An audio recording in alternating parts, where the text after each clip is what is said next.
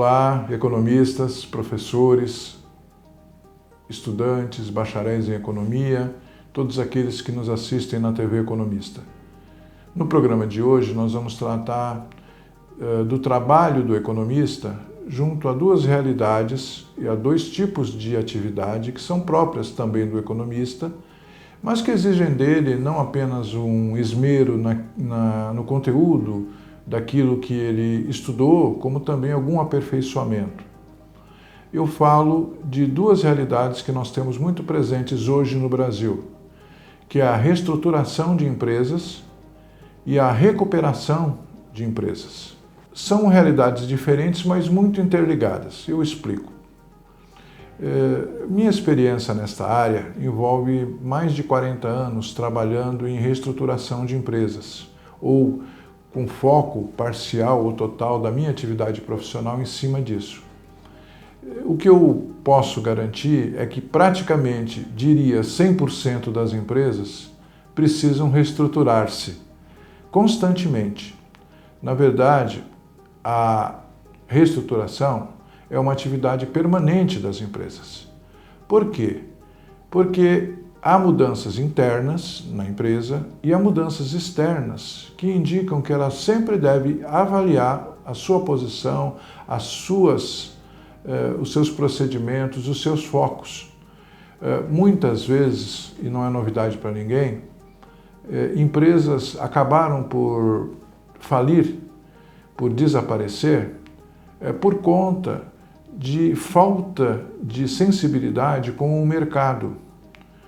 Quando conversamos sobre mercado varejista, há algumas décadas nós tínhamos empresas que pareciam passíveis de nunca deixarem de existir, de tão sólidas que elas eram.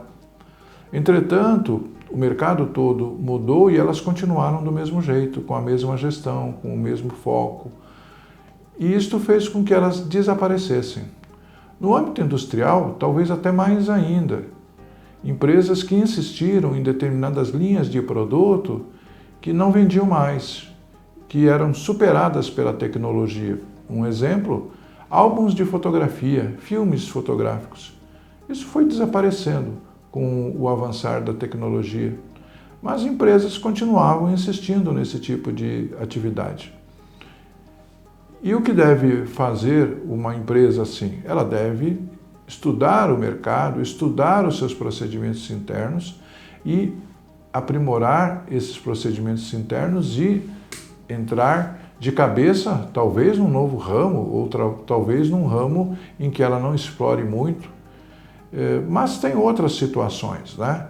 Muitas situações. Cada setor, seja agrícola, seja industrial, comercial, de serviços, ele sempre tem algo a alterar. E isto, o economista pode contribuir sobremaneira com o seu conhecimento.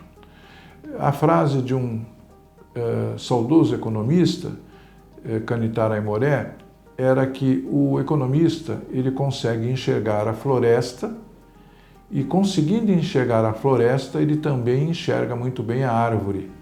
Para dizer que, se você é especialista numa empresa, nas questões internas da empresa, muitas vezes você esquece todo o ambiente que existe em volta disso, né? Então é necessário olhar para fora, mas também é necessário olhar para dentro e fazer aquilo que nós chamamos de gestão econômica da operação. Seja ela produção, seja ela serviço, seja ela vendas, compras e vendas, no caso de comércio. E por que isto? Porque cada um dos itens do processo de operação, ele pode aprimorar-se.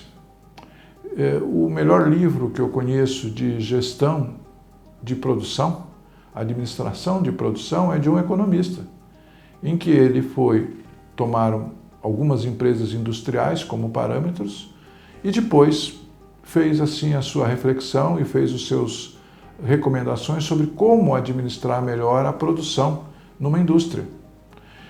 Embora, evidentemente, nessa área nós tenhamos também engenheiros como profissionais especializados, mas o economista tem um outro olhar, um olhar mais amplo do ponto de vista de enxergar a empresa como um todo. É claro, não se pode negar a área de administração de recursos materiais e imateriais, humanos, financeiros, em que o economista pode contribuir. A gestão financeira é uma coisa que muitos economistas se dedicam, mas não é só isto, não é? A logística, existem produtos, e também não é novidade para ninguém, que o custo de logística, o custo de transporte e armazenamento é maior do que o próprio preço do produto em si, da matéria-prima mais o processo produtivo. Isso tudo o economista pode contribuir. Hoje nós temos empresas em dificuldades na área que exigem a reestruturação de um número muito grande.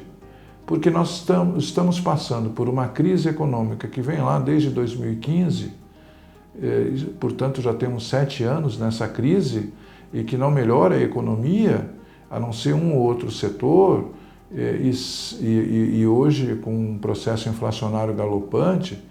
E além disso temos uma pandemia. E não o suficiente esses dois fatores, temos uma guerra que faz com que se modifiquem os preços relativos dos produtos, dos insumos, mesmo dos recursos humanos. Tudo isso tem que ser medido e levado adiante de uma forma consciente, de uma forma correta. Há extremos em que as empresas optam por entrar num processo de recuperação judicial. É interessante porque a minha experiência profissional começou quando ainda vigia a Lei de Falências de 1945. Aqueles que são dessa época sabem como era rígida a Lei de Falências de 1945. Ela não admitia nem mesmo que o devedor negociasse os seus créditos, os seus débitos com os seus credores. Por que isto?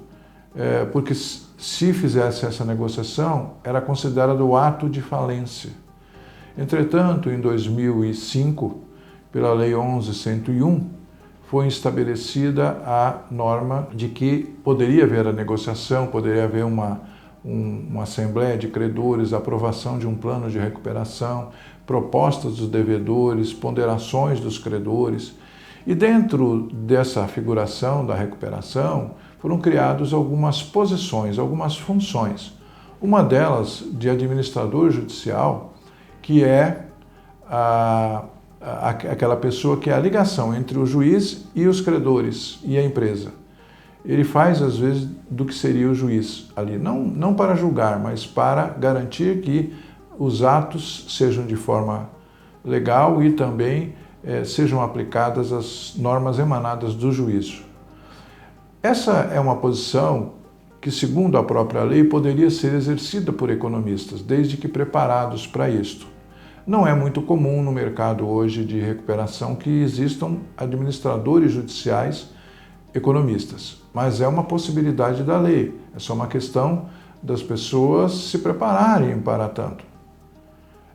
Mas existe a figura do gestor judicial, que é aquela pessoa que substitui os diretores, porque muitos credores não acreditam mais nos administradores da devedora, da empresa em recuperação.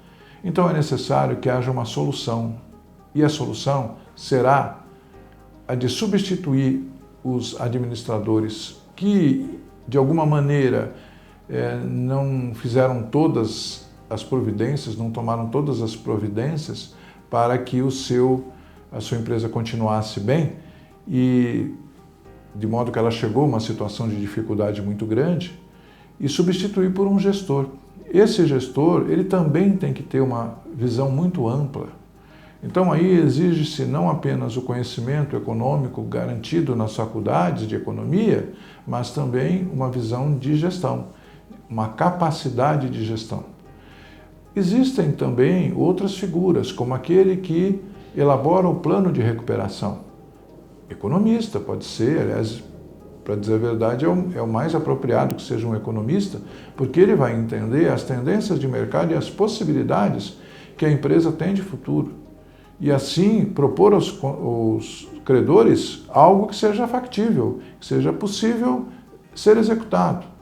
Há também a outra figura, que é a pessoa que pode assessorar os credores, porque num processo de recuperação existem valores envolvidos, e são valores, podem ser pequenos relativamente, até enormes. O maior processo de recuperação no Brasil, hoje, o valor é superior a 100 bilhões de reais.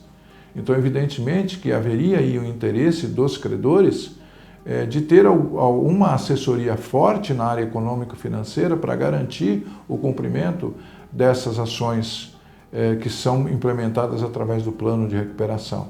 Então, a assessoria ao comitê de credores ou aos credores é uma função também do economista. Também existe a função de negociador dos dois lados, seja por parte dos credores, seja por parte dos devedores. O que eu quero dizer é que, meus amigos, aqueles que querem partir para esta área, é uma área que dificilmente vai ser extinta. Não porque a crise nunca será superada. Claro que a nossa crise econômica será superada, esperamos o mais breve possível, embora demore aí pelo menos 7 ou 8 anos, segundo as previsões dos especialistas.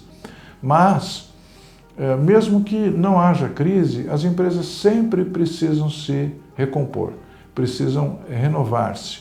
Elas nunca podem ficar satisfeitas com aquilo que são, com aquilo que fazem. E é justamente aí que entra a nossa profissão de economista. O Corecon São Paulo apoia a formação de pessoas especializadas em reestruturação e recuperação de empresas no convênio de formação que tem com o Sindicato dos Economistas, o Sindecon São Paulo, que tem cursos próprios para essas duas realidades. Mas também no próprio âmbito do Conselho nós temos um fórum que é coordenado pelo conselheiro José Paulo Cunha, que trata de consultoria econômica, reestruturação e recuperação de empresas. Então, através deste fórum, nós vamos dar subsídios a que os economistas possam atuar e também trazer novidades e trazer contatos e outras realidades que possam auxiliar os economistas a entrar nesta área ou a manter-se de forma competente. Essa é a função do Corecon, garantir a qualidade técnica do trabalho do economista e nessa área que é muito exigida nestes tempos difíceis pelos quais nós estamos passando.